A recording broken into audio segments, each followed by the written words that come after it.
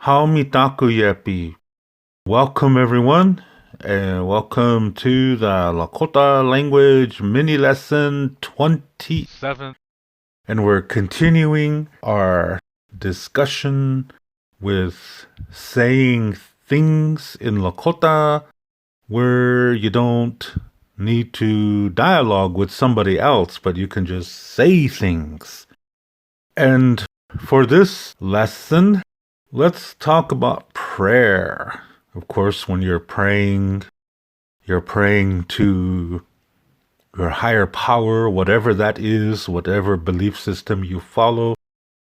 You are, of course, saying something to them, but it's you who is doing all the talking because you are praying. You are sending a message to your higher power. But we will focus on the Lakota perspective because when you're learning a language, the best way to speak that language and learn that language is from that culture's perspective. So, since this is Lakota language, we are going to address this from the Lakota perspective. When you pray in Lakota, there are 4 parts. And you can see that on the screen. You can see the first one is addressing the sacred. These are the beings, because in Lakota Star Knowledge spirituality, there is no one God concept. It's an organization. And even then, there's more than one organization. There's several of them. And they all have the same name because even though they do things differently, the goal is the same. So they are all called Waceunkiyapikte. This, again, does not mean God. This is the name of these organizations. The best way to define Waceunkiyapikte is to call it the Great Mystery, because this is something that a lot of people have difficulty in understanding, because in the Western world, most people are coming from a very Christian influence. So the tendency is to look for a one God concept in everything.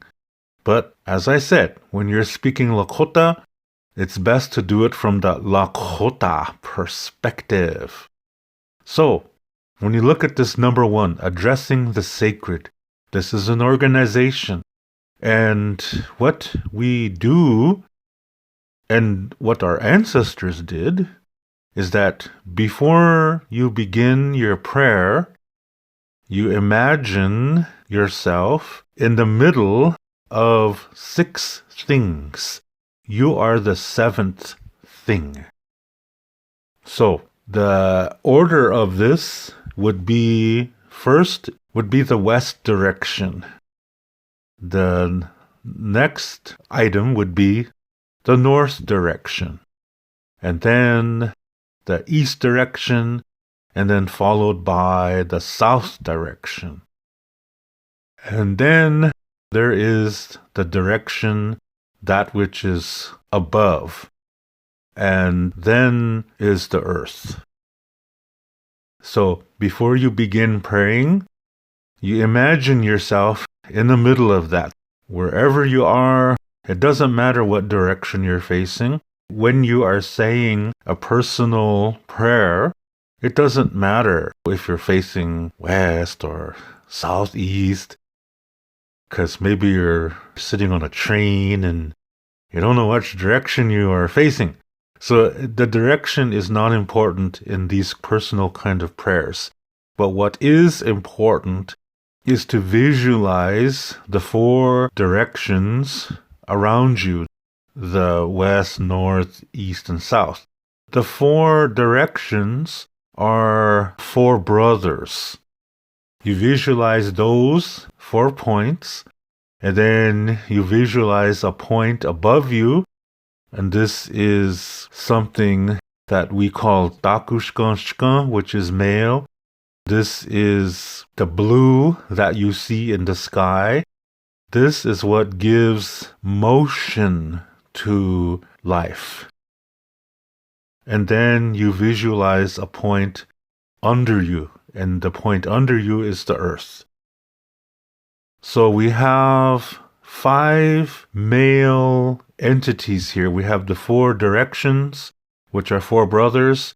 We have the above, Takushkanshkan, which is male. And then we have our grandmother Earth. So we call her Ushimala. And so when we begin our prayers, we visualize ourselves being in the middle of all these 6 people.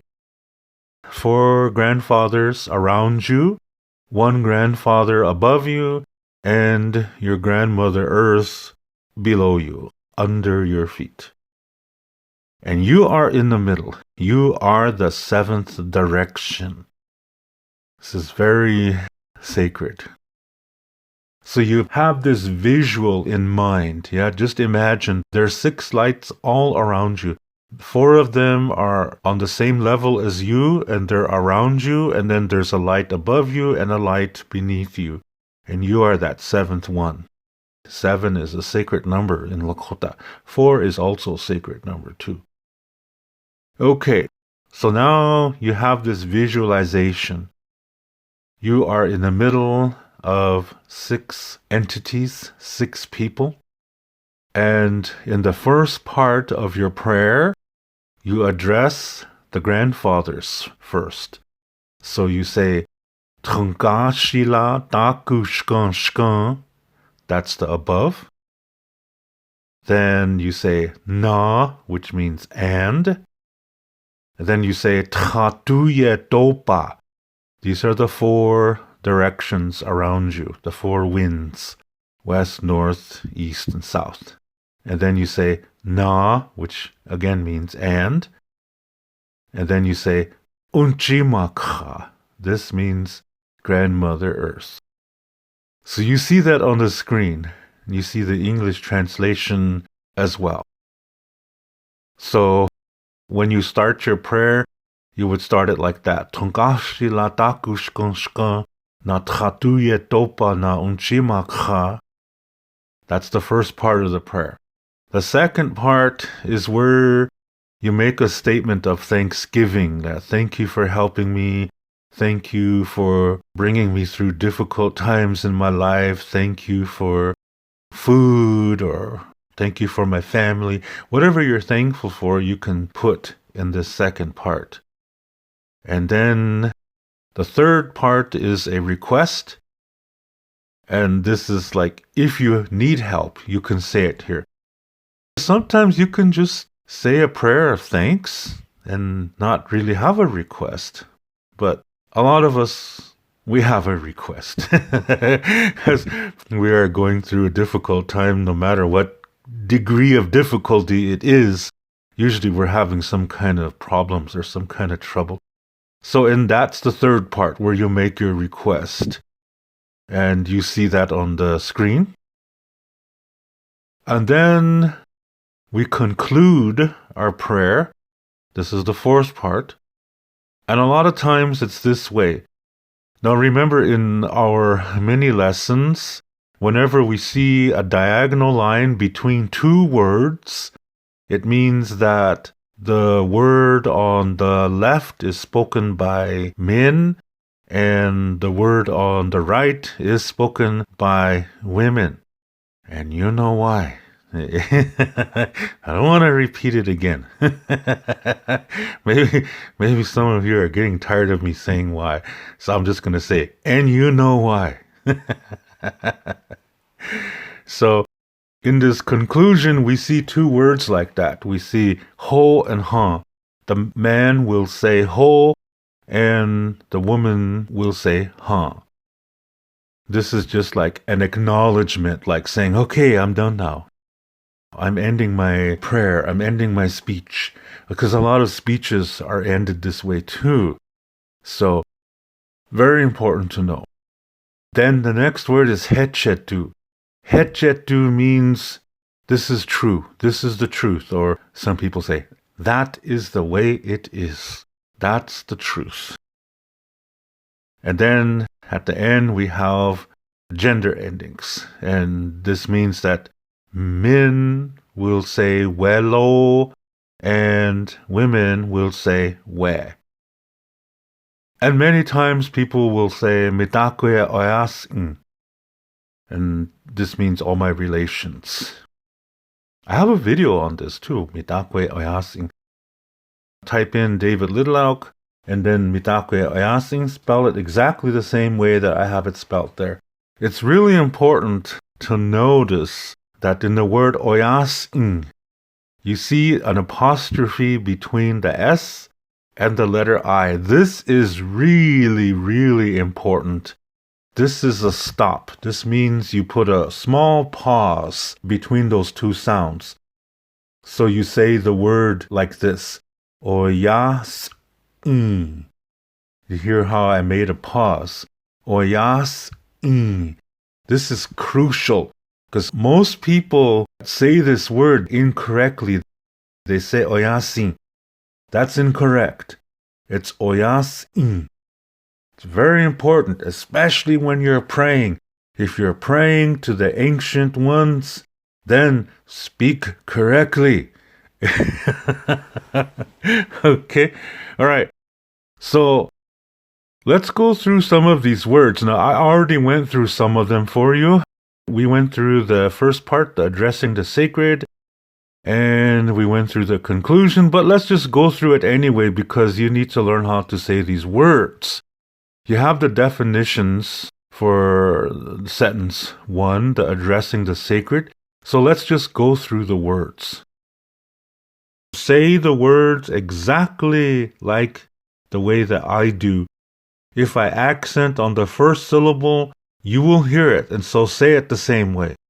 But most of Lakota words are accented on the second syllable, and you will hear that as we go along. Just put the accents where I put them. Say it the same way that I say it. Tungashila means grandfather. Repeat after me, please. Tungashila.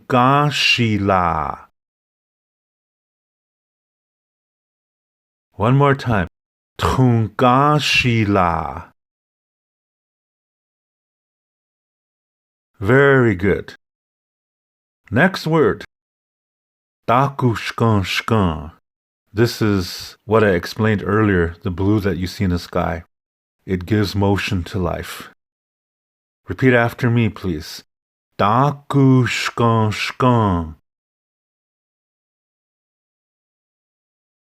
One more time. Dakushkan. Very good. Then the word na means and. Repeat after me, please. Na. One more time. Na. Very good. The next word really goes with the word after it, so we're going to say both words. Tatuye means the 4 directions. Repeat after me, please. Tatuye.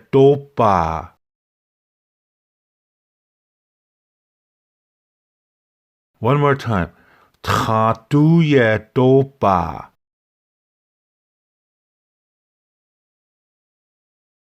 Very good. Then we have na again, which means and. Repeat after me, please. Na. Very good. We'll just say that once because it's easy to say. Next word, unchi, means grandmother, and makha is the earth. But it's good to say both of these words together. So that's what we will do. So repeat after me, please. And say it the way that I say it. Ushimala. One more time. Ushimala. Very good. Okay, now let's go to the statement of thanksgiving. We'll go through each word. I will say the word, define it, and then I'll say it again, then you repeat after me. Daku means what? Repeat after me, please. Taku. One more time. Taku.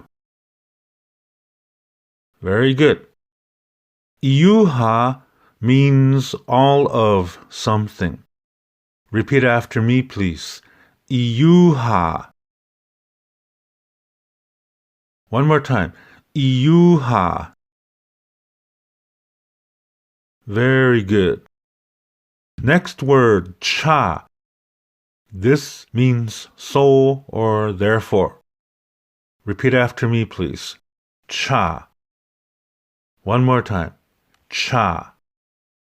Very good. Now, these three words, taku, iyuha, cha, these are usually said like it's one word, and then the definition changes.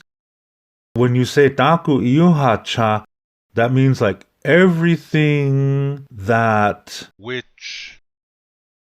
You will see what I mean when we get through the whole sentence. Okay, next word. Omayakie. This means help me. Repeat after me, please. Omayakie. One more time. Omayakie. Very good. Next word. He. This means that. Repeat after me, please. He. One more time. He. Very good. This next word we should know by memory because we've had it in just about every lesson. Lila means really or very. Repeat after me, please. Lila. One more time. Lila. Very good. Next word, wopila, is like a Thanksgiving. Repeat after me, please. Wopila. One more time. Wopila. Very good. Next word, tanka. This means big. Repeat after me, please. Tanka. One more time. Tanka. Very good. Usually these two words are spoken together, like one word. Wopila tanka. It's like a special way to say thank you. It's a special thanks. Repeat after me, please. Wopila tanka. One more time. Wopila tanka. Very good. Next word, echichia. This means I say to you. Repeat after me, please. Echichia. One more time. Echichia. Very good. And then the gender endings. All men repeat after me, please. Yo. All women repeat after me, please. Yeah. Very good. And now let's go through the third part, the request. Wana. We've had this word many times. It means now. Repeat after me, please. Wana. One more time. Wana. Very good. The next word is really one long word, and we're going to say it like that. I put a hyphen in between, so it don't look so scary. So it doesn't look so long, but it is one word. Iotie. This means I'm going through a difficult time. So, repeat after me, please. Iotie.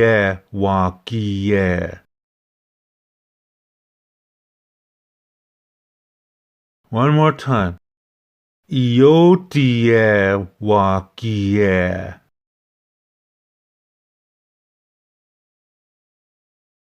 Very good. Now let's say it a little bit faster. Now I'm going to really connect the two words.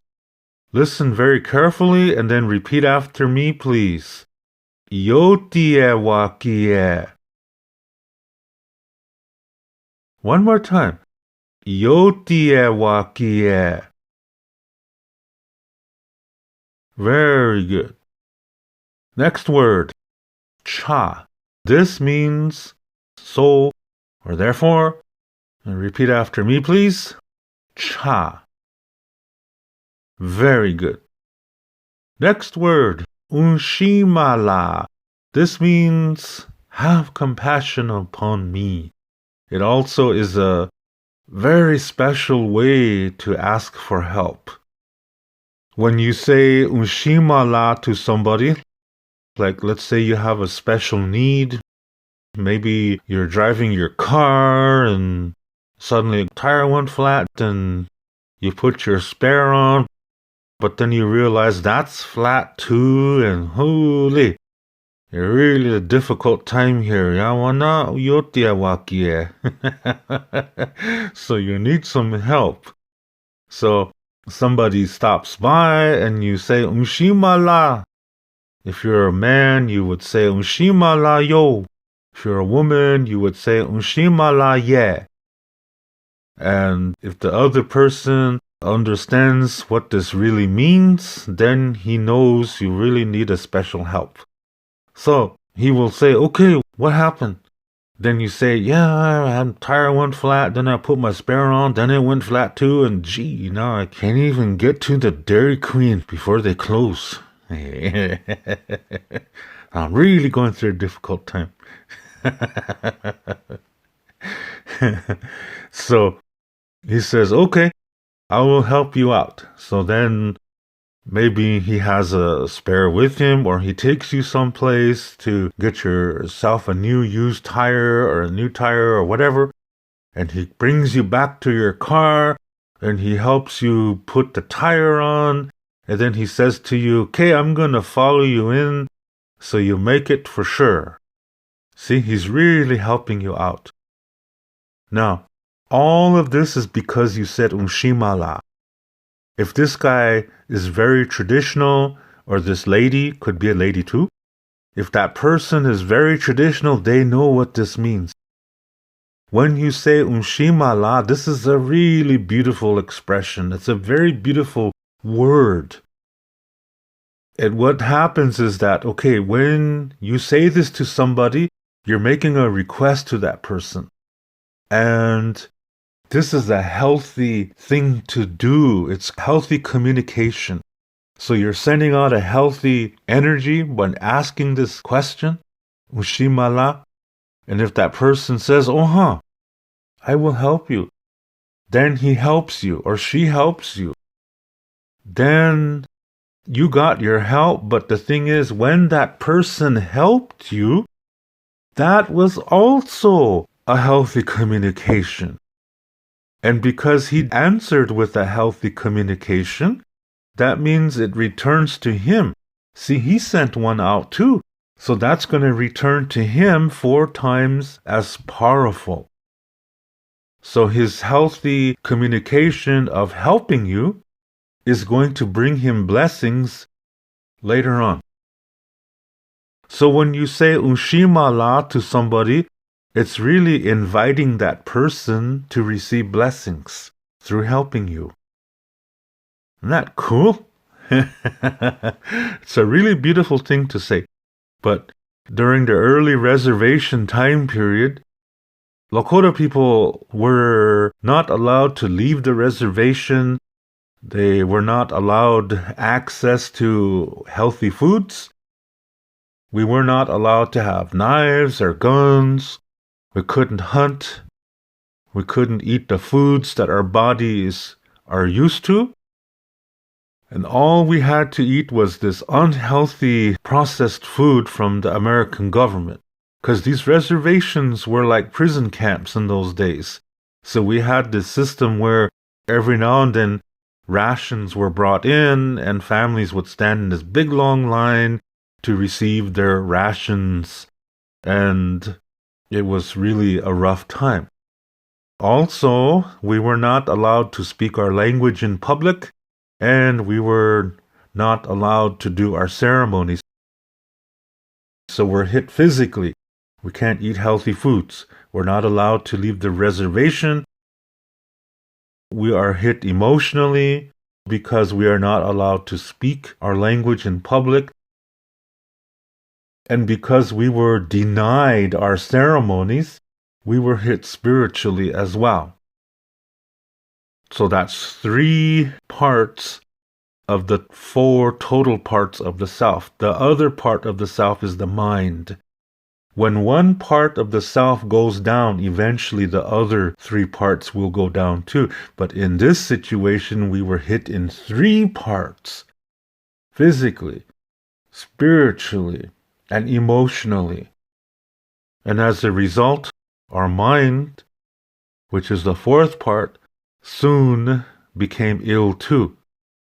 Then our holy people and medicine people were sent to this insane asylum in Canton, South Dakota. They were sent there to die. So we had nowhere to go for healings, for special ceremonies and things like that. So we were really hurting. Then the churches came. So we only had one place to go for our spiritual needs, and that was to church. Now remember, at this time, this is the late 1800s, early 1900s, and we are really becoming a weak people. We are physically weak because we're not eating healthy foods. We are emotionally weak because we're denied our language. We can't leave the reservation. We are hurting really bad spiritually because we are not allowed to do our ceremonies. This can also include the language too. Our language is a spiritual language as well. And not being allowed to do this, we were really hit physically, emotionally, and spiritually. So by the time the priests came, the Christian priests and the Catholic priests, our minds were incredibly weak. Now we were perfect for brainwashing. And that's exactly what happened. And as a result, most Native people all over America, this didn't just happen to Lakota people, it happened to Natives all over North America. Most of them became strong Christians and Catholics. And the priests, they changed this word, Ushimala, to mean, have pity upon me. So today, when you go to a reservation and talk to an elder, 99.999% of the time, they will tell you, Ushimala means, have pity on me. That shows you how effective the Christian brainwashing was. But that's an incorrect definition. The churches made Ushimala a word with very unhealthy connotations. Doesn't feel good. Have pity upon me, I'm a sinner. Do you see what I mean? So most Indians today, they think this means have pity upon me, have mercy upon me. Please, God, have mercy upon me. I know I'm a sinner, but geez, please, please, please, please, can you help me, please? I know I'm a sinner. I know I'm evil, but geez. That's basically how Christian Native people see this. And that's really sad because Ushimala, the original definition, is very beautiful. Ushimala yo, Ushimala ye. Again, this is an invitation for the person who helps you to receive blessings. This is a really beautiful thing. It's based on something called a natural law of generosity. This means that how you communicate returns to you 4 times as strong. So if you communicate in a healthy way, that comes back to you 4 times healthier. If you communicate in a very unhealthy way, it's going to return to you 4 times as unhealthy. 4 times unhealthier. So when you try to hurt somebody, you hurt yourself more. You see what I mean? It works like that. That's the natural law of generosity. So when you say Ushimala, see, it's asking for help. That's a healthy thing. Sometimes we have to ask for help. We have to do both. We have to give help and we have to ask for help. There's nothing wrong with asking for help because everybody needs help at some point in their lives. And then we remember those who helped us, so then we are willing to help others who ask us for help. Because it's all about an exchange of healthy energy. That's Ushimala. Very beautiful. Very beautiful word. So, one last time. When you say Ushimala to somebody, you're sending out a good energy, a healthy energy. And when they help you, they're sending an energy back, but at the same time, they're going to receive another healthy thing from somewhere else. So that's why when we say Ushimala to somebody, it's an invitation for that person who helped you to receive blessings. It's a very beautiful concept. And the Christians ruined it. Have pity on me. Gee. So, let's bring back the original definition because the language deserves it and our ancestors deserve it and so do our descendants. They deserve the truth. So let's bring this original definition of Ushimala back. Okay? So, remember this, practice it, live it. Very good. Okay, next words, gender endings. All men repeat after me, please. Yo. All women repeat after me, please. Yeah. Very good. And for the conclusion, this is a word of affirmation. It's a way to begin to end a statement, a really important, special statement, like a prayer. All men, repeat after me, please. Ho. All women, repeat after me, please. Huh. Very good. Next word, hechetu. That means that's the truth, that's the way it is. Repeat after me, please. Hechetu. One more time. Hechetu. Very good. Next one is a gender ending. All men repeat after me, please. Welo. One more time. Welo. Very good. All women repeat after me, please. We. One more time. We. Very good. Next word. Mitakuye. This means my relative. Everyone repeat after me, please. Mitakuye. One more time. Mitakuye. Very good. The next word, oyas-in. Remember to make that pause between the S and the I. That's very important. This is the way the ancestors talk. And this is the way it is in the spiritual world. So you have to pronounce this right. Don't say oyasin. It's oyas-in. And this means all of. So this transforms mitakuye from singular to plural because we're saying all of. Repeat after me, please. Oyas-in. One more time. Oyas-in. Very good. So now let's go through each sentence.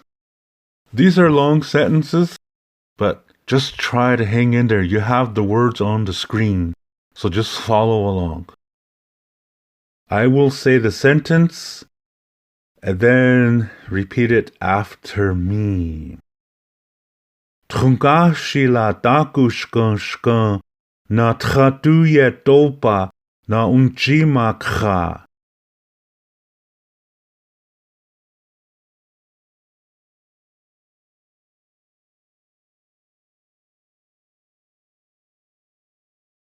Very good.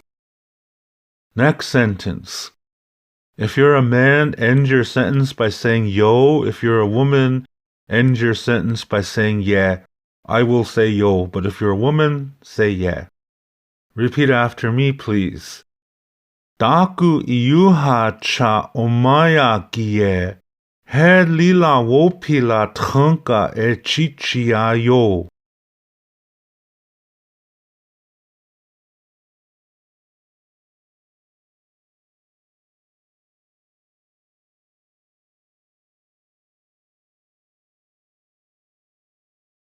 Very good. Next sentence. Again, we have a gender ending word. So all women say yeah, and all men say yo at the end.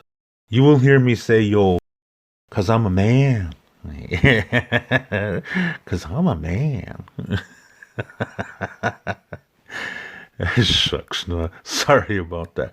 Trying to pray here, so I gotta stop being silly.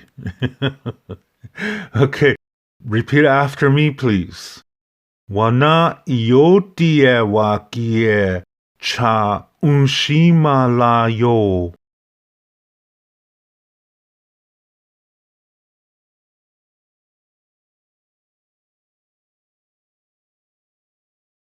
Very good. Now the conclusion. There's two gender words in here. All men, when you say this sentence, say ho at the beginning, and then in the middle, you say welo. All women, you will say huh at the beginning, and in the middle, you will say we, just before mitakuye. Okay, so repeat after me, please. Ho heche tuwelo, mitakuye oyas in.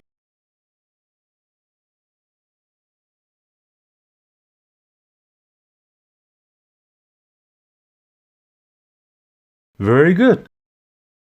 This is a nice prayer to begin with. The statement of thanksgiving can be altered. It can be changed. You can add things to it, or if there's something that you're specifically thankful for, you can put that in there. Thank you that my husband is not as dumb as I thought he was. Something like that. Could put that in there. Same thing for the request.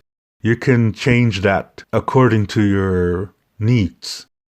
Maybe you want to talk more about that. Jeez, my husband is just goofy all the time, never serious, and he doesn't eat enough. Please help to change that. Something like that. Do you know what I mean? So the statement number 2 and statement number 3, you can alter those according to your specific needs and requests. But statement 1 and 4, it would be good if you leave them as they are, because these are really nice, because this is a really nice way to start a prayer and to end a prayer. So since you're beginning to learn the language, go ahead and practice what's on the screen. Say that, and in statement number 2, for example, it says, Taku iuha cha omaya kie, that which you helped me with, I'm very thankful for. The sentence is saying that. Then pause and think of those things in your mind. Whatever it is that you received help with in your life, maybe you got a job, or maybe you had an illness and now you're healthy, and you can think of that. Yeah, say this sentence first.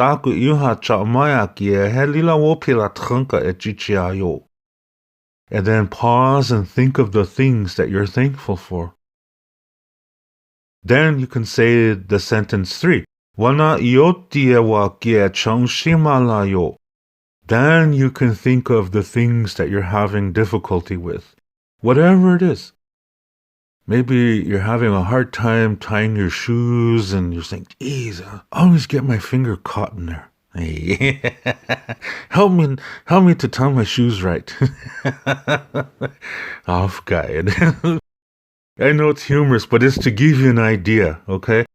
And I'm not making fun of people who are going through a hard time. I'm just giving you a humorous example. If you are going through a hard time, visualize, okay, man, this is what's happening and I really need help. You can express those emotions after you say this sentence. And then conclude it like what you see on the screen. Number 1 and number 4, keep them the same, okay? But like I said, you're just starting to speak Lakota, so you can use this prayer and do it like the way I suggested. After you say statement 2, think of the things that you're thankful for. After you say the request, the statement 3, visualize the things that you need help with right now. And then you can say the conclusion. So the prayer would sound like this. Tungashila takushkon na tchatuye topa na unchimakha taku iuha cha omayakie helila wopila trunka echichiayo. Wana iotie wakie cha Ushimala yo. Ho heche duelo bedakwe oyasin. There you go. I share this with you. Practice, practice, practice. And write this down. You have it on a screen in front of you. Write it down. Listen to this video as many times as you want and just really practice this.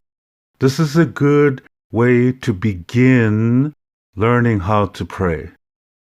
So with that, I will see you in the next video. Waceunkiyapikte. To learn more about speaking the Lakota language, you can read my book called Chante Etanha Ooglake, Speaking from the Heart. You can see the book cover on the right side of this screen. This book contains the information to what I talk about on my Lakota language mini lesson videos. To purchase this book, please click below where it says Show More. Clicking that link will open up the description below, and there you will see a link called To Purchase My Books. As you will see, it's an eBay link. Click on that eBay link, and there you will see the information to get this book. To read more about Lakota Star Knowledge spirituality, you can read my book called Waceunkiyapikte. You can see the book cover on the right side of this screen. This book contains the information to what I talk about on my Lakota spirituality videos. To purchase this book, please click below where it says Show More. Clicking on that link will open up the description below, and there you will see a link called To Purchase My Books. As you will see, it's an eBay link. Click on that eBay link, and there you will see the information to get this book. Lila Pilamayelo. Thank you very much.